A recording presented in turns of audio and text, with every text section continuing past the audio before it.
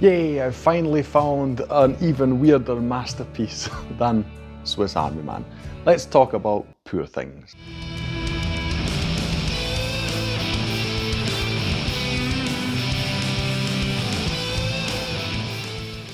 Hi, my name's Stu and welcome to another review video on Flying Wiener. No, don't worry, I don't use my time to go out there and look for weird films. It's just that I'll never forget showing Swiss Army Man. I mean, that was the first time I experienced it myself, together with a few members of my family. A lot of them thought it was the weirdest film they'd ever seen. I love it to bits. I've also done a review for it on the channel. I'll leave a link to that at the end of this video. But since then, I was hoping that a film would sometime, you know, just randomly come along that we would watch and they would also find weird. And this time, finally, with Poor Things, I found the film my wife, at least, also found very, very weird, although she also very enjoyed it. That just as a wee side note. Another thing I would need to say about going forward, how I'm going to do my videos. Right now, at this point in time, I have very little time to do these videos. I must admit, I've got so many projects going on, side projects not related to this channel, I'm sorry. While I'm a YouTuber, it's a small channel, so yeah. Anyway, I don't want to stop doing videos. I want to do weekly videos. What I'm going to do is I'm going to leave out all of the pictures I usually show. I like to show pictures of the films and TV shows I talk about to give you some visual references. Unfortunately, that takes the most time out of the whole process, you know, looking for them, editing them, all these kind of things. So going forward, I'm going to leave them out unless I have a really, really special film like today that is visually just so interesting, for which I want to add them, yeah? So in case you're wondering in future films, you know, why are there no images, it just means that at that time, or in that week, I just did not have enough time to do it. So bear with me, I love the pictures. I hope, you know, at some time I'll get some of these projects finished so that we can return to having it like that for every video again, okay? Anyway, so Poor Things, let's jump right into it. What is this about? I didn't know anything about it except that there was a lot of buzz, of course, at the Oscars. Emma Stone won Best Actress for this film. They won 3 other Oscars as well. So this was a very buzzy film, a lot of people talking about it, and everything around it sounded very interesting to me. So I hopped on the chance to look at it, to watch it when it came up. It's a Searchlight production, which means it belongs to Fox, basically, which means it belongs to Disney. So I believe it's distributed worldwide on Disney+. That's where I watched it. So my recommendation, even before I actually talk about the film, is if it's available to you, go and watch it. It was really worth your time. So, what is this about? This is actually based on a book which I have not read, full disclosure. It's a book by a Scotsman, which I was delighted to discover after I'd seen the film. It is actually also set in Scotland, the book at least. The film is not, so the film's got various other destinations. Now, I can't say how much that influences and changes the story, you know, how central the setting of Scotland was to the story and the people. So I'm sorry I can't comment on that, but still, as a Scotsman, it's very nice to learn about these things. It's a book from the 90s, enjoyed a lot of popularity, and the director, Yorgos Lanthimos, apparently was wanting to do this film for quite some time and even discussed it with the author, you know, and got his blessing, as it were. So the changes that were made, I'm assuming, were also discussed with the author at some point, at least, you know. Anyway, don't really care about that. I'm just giving that to give you a sort of full picture here. What is this about? This film is like a sort of steampunky, Victorian era, modern fairy tale, I'll call it. We're focused on, well, a scientist first and foremost. His name is Godwin. He is played by Willem Dafoe. Love it immediately. I've never seen him do anything boring or anything I didn't like, you know, so yeah. He is this weird and wacky scientist. He, I suppose you can call it, comes into possession of a woman's body. This woman committed suicide by jumping off a bridge. She was pregnant at the time. She is dead. The baby is not. Well, not in the sense of he decides that he wants to take the infant's brain, put it in the woman's body, in the mother's body, and revives. It's basically Frankenstein, right? It's a modern version, and that is, as I understand how it was intended by the author, it's a sort of modern version of Frankenstein. He revives her, and gradually, because it is basically a baby, an infant, a child, he gradually teaches her language and how the world works and all these kind of things. And at some point, he has an assistant who documents her daily, routine and her development and all these kind of things.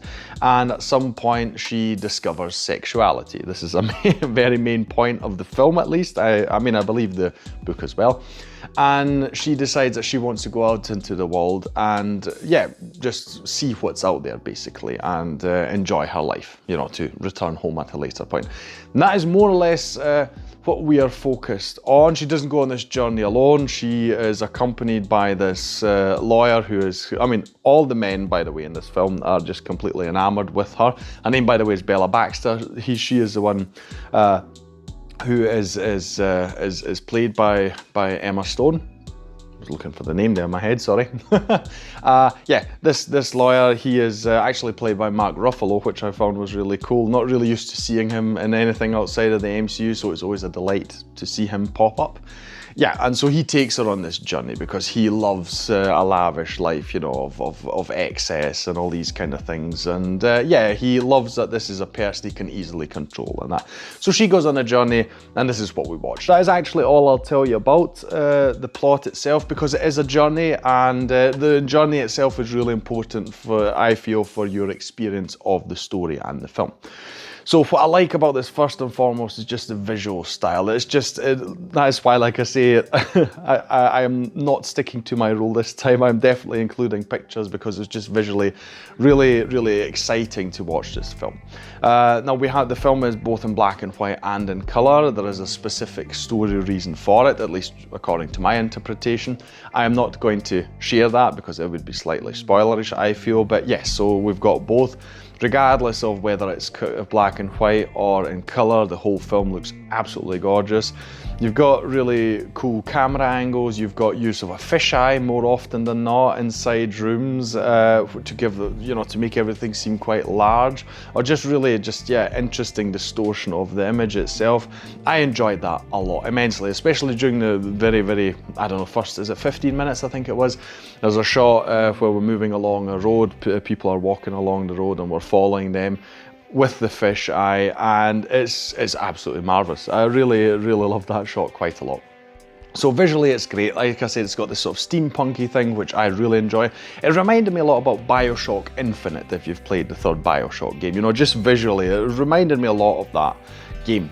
Yeah, so it's Victorian era, but there's some things going on, like you've got sort of cable cars and stuff like that, just various bits and pieces to keep it interesting. We've got changing locations. We start out in London, we are in Lisbon as well, in Paris, we're on a ship for quite some time as well.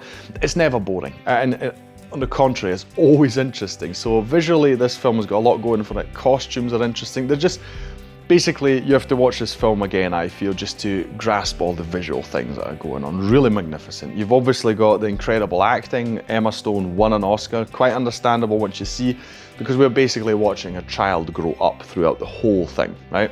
And she portrays pretty much every, at least mental stage of that. We can really see that development happening on screen, and her, it's not, obviously it's very much focused on sexuality, but it's also her maturing, and we can see, how she is finding her own identity and a sense of self. And we've got multiple men who are trying to control her in some way or another and sort of dictate to her what she has to do and how she has to do it, especially in the Victorian era.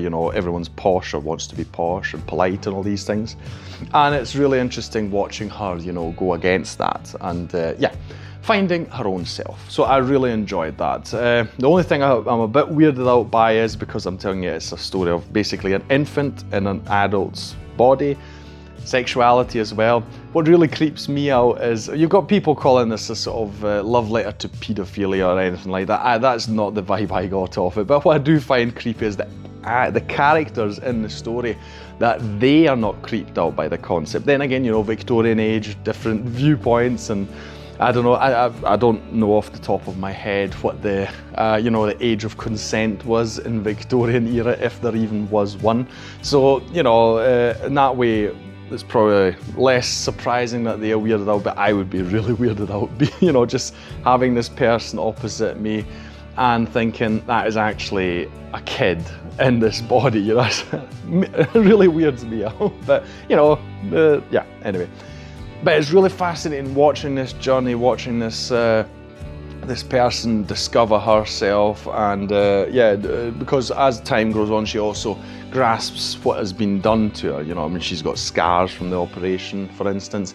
So she eventually learns of you know, who she is, etc. And that is also something she has to grasp, deal with. Sorry, not grasp. It's something she has to deal with. You know, her emotions towards that, and it's part of her self-discovery. Anyway, there's a lot to like here. It's really an incredible film. It's, like I said, it's very weird, but in the good way, you know.